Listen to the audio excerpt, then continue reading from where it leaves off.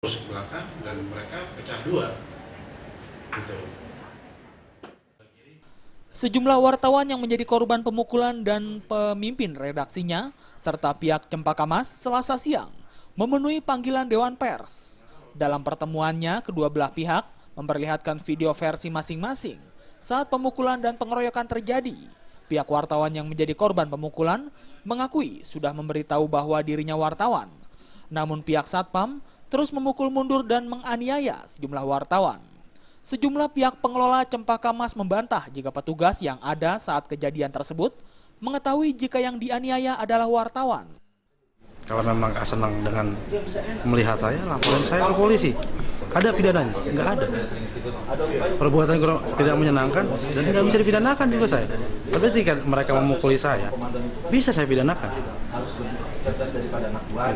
Sekalipun saya bukan wartawan, yang memang tidak melakukan peliputan, dengan kamera yang saya bawa, yang saya sandang, apakah kamera itu suatu alat yang membahayakan?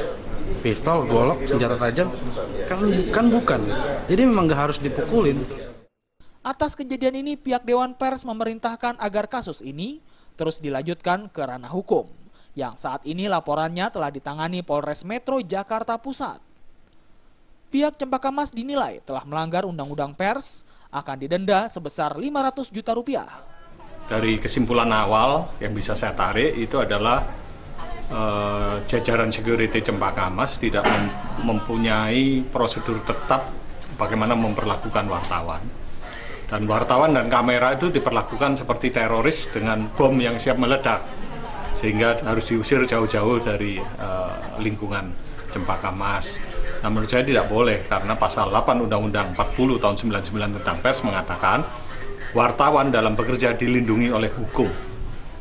Nah, artinya siapapun yang berani mengganggu wartawan, Anda berurusan dengan hukum. Dewan Pers sendiri akan membentuk tim khusus untuk menindaklanjuti pengaduan ini. Sementara itu, kedua belah pihak pun setuju akan sama-sama menghormati proses hukum yang berlaku. Dari Jakarta, Sumantri melaporkan.